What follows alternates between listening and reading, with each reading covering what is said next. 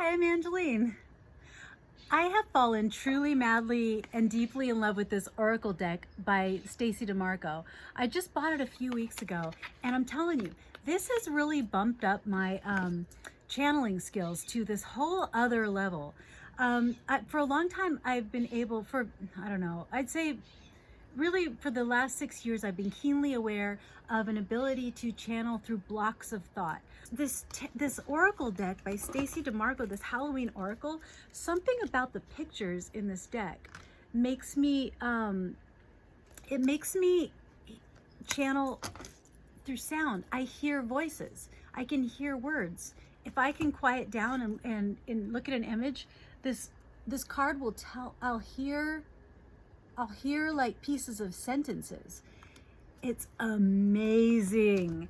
Today I'm doing a wisdom channeling, and I'm just going to use a few cards for one message that's either speaking directly to somebody who relates to the original card, or it is for you from this voice. So if it's not hitting home, you know, it's not for you. But when I was practicing this, what I came to understand is that it is it's a message. I already said it. Okay, so I hope you like this. Comment and tell me what you think about this and how it could be better. I'm trying to figure out how to use this. I'm a little slower than I'd like to be at it because I'm listening. It's the auditory. It's a new skill.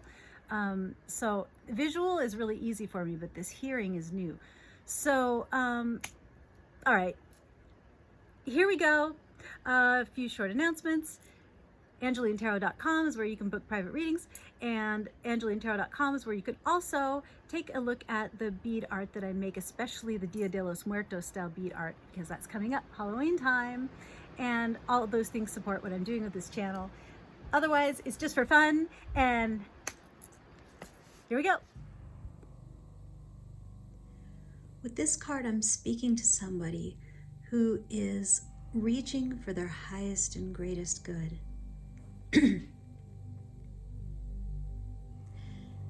They're turning a blind eye to any darkness or obstacles around them, and gently and innocently opening the palm of their hand to the light.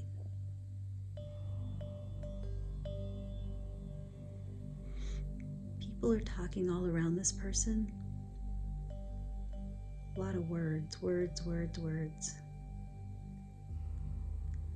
Hierarchies. This person has made a decision to beat to his or her own drummer, a true independent free spirit. Generations of people have told this person exactly how they think things should be done, and they've given good advice. They've done well for themselves. They're people of standing in their community, or at least within their own circle. They have some means. They are attractive people with good manners. But the person that I'm reading for, they're not rejecting all that they come from, but they see a light that they see a brighter, gentler path that they're interpreting surrounds all the goodness that the others around them perceive. This person I'm speaking to or for has all of the wonderful benefits of the family or institutions or society or whatever this is, the influences around them, where they have all the benefits of where they came from, so are now able to rest upon that to a certain extent. Feel confident and secure, and release their attachment to it emotionally, and reach for a higher light, a gentle light, something ethereal, something spiritual, something not quite tangible but perceivable by the spirit. Maybe even to the eye. Maybe this person has had a vision, or maybe this person envisions something soft, something bright, the light.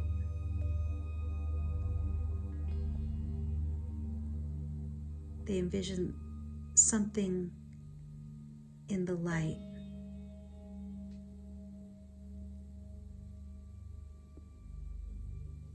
What does this person want to say to us? Or what does Spirit want to say to this person if this person is you?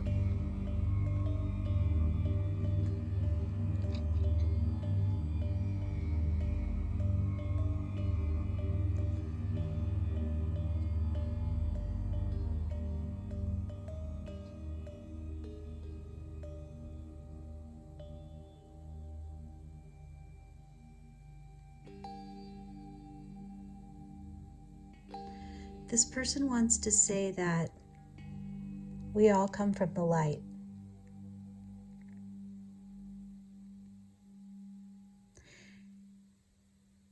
And we, being people of this earth, are always cloaked in our dark side. And that's the fun of being human.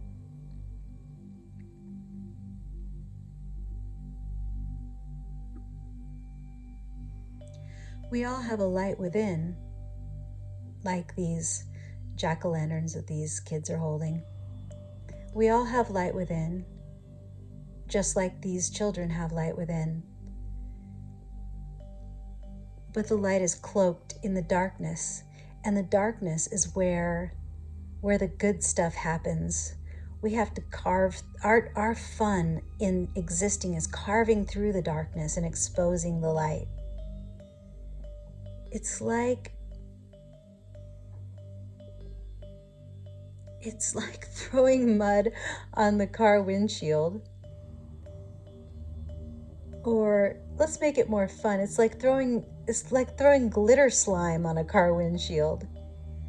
And then getting to play with the slime while clearing a place to see through so you can drive the car. I mean, just driving the car is just driving the car, but if you get to play with slime first and then appreciate the clear places that you can see through so that you can then drive the car, you get twice the experience. You know, and it's irritating to have slime, glitter slime on your car windshield. It's frustrating because maybe you want to drive that car. So you have to get out and have a whole different experience, which is cleaning the glitter slime off the car windshield. And then slime is fun, and sometimes you get distracted by touching the slime, and the slime makes your hands gooey and leaves them kind of wet and weird feeling. And there's glitter and it shines in the light and it's tactile and it has this kind of glue smell to it. It makes a funny noise when you make a fistful of slime and then suck your hand out of the middle of the slime. I don't think you want to taste it, but you could, and it would taste like something, probably gross. And if you surrender to the experience of playing with the slime while clearing off the windshield, afterward, you not only got to play with slime, but you appreciate that you have a clean windshield. And then you also get to drive the car in the bright, light, clean windshield.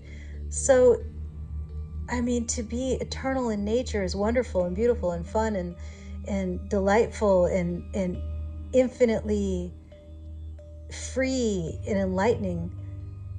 But the fun part is getting to play with the slime, to put on the dark mask, to navigate our darkness, to swim through the muck of life, to have to carve the pumpkin to reveal the candlelight shining inside,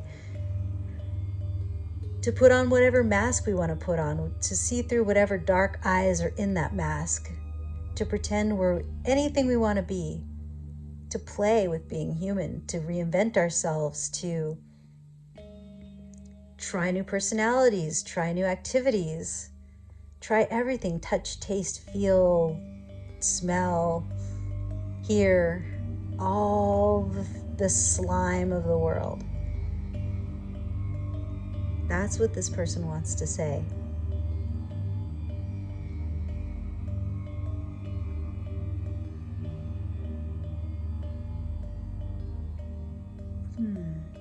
I'm going to draw a card to see what further message is being given by this channeling.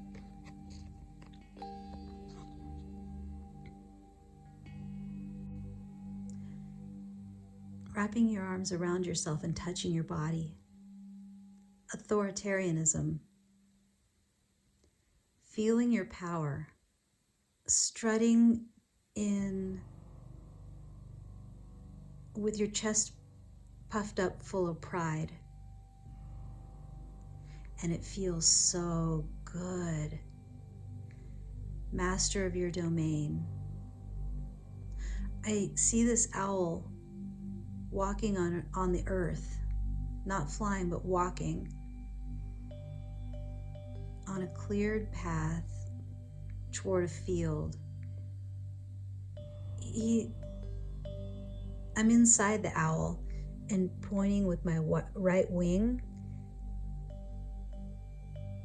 at nobody's there, but it's like posturing, but feeling like I'm really making a point. I'm pointing at the ground, like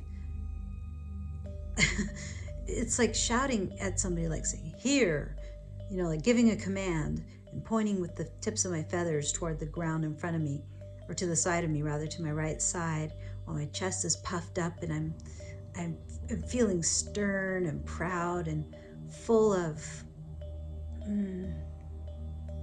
self-empowerment, confidence, full of confidence, pointing and strutting and feeling with my hands, which are my wings, like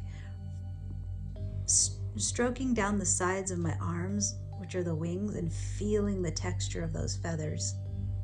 And it feels amazing. It's so like the tips of each feather,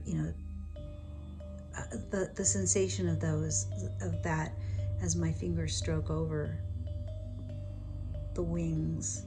Just the overall sensation is feeling in command of my body and my environment and what I want, and my confidence to achieve.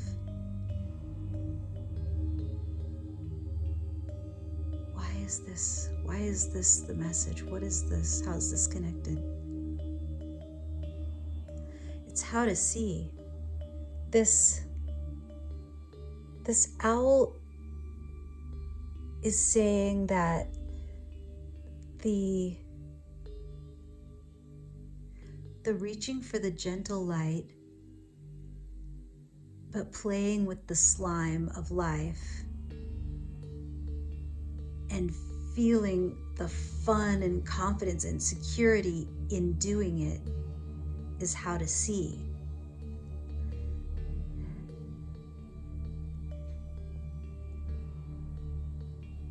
In other words, instead of playing with the slime and feeling guilty, play with the slime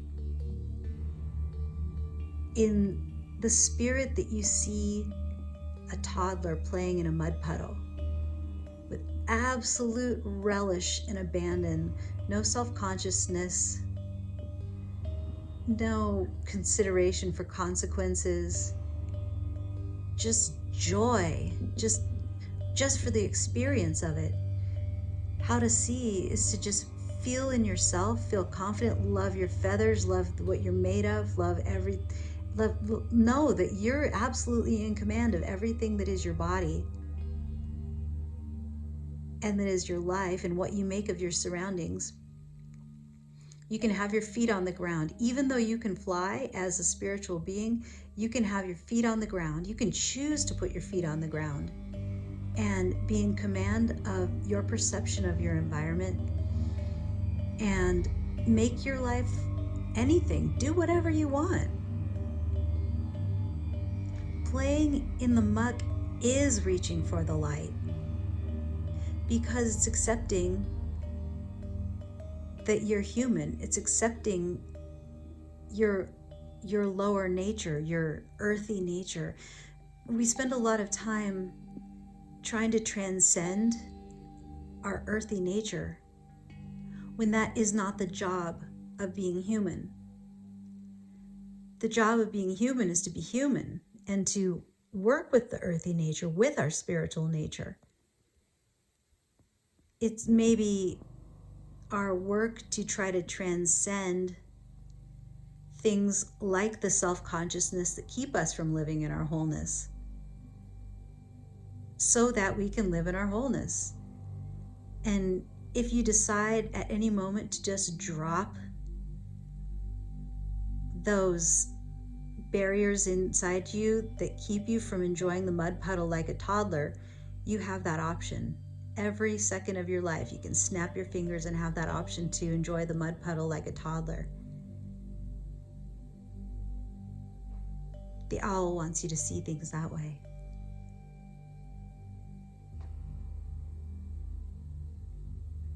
The message is complete.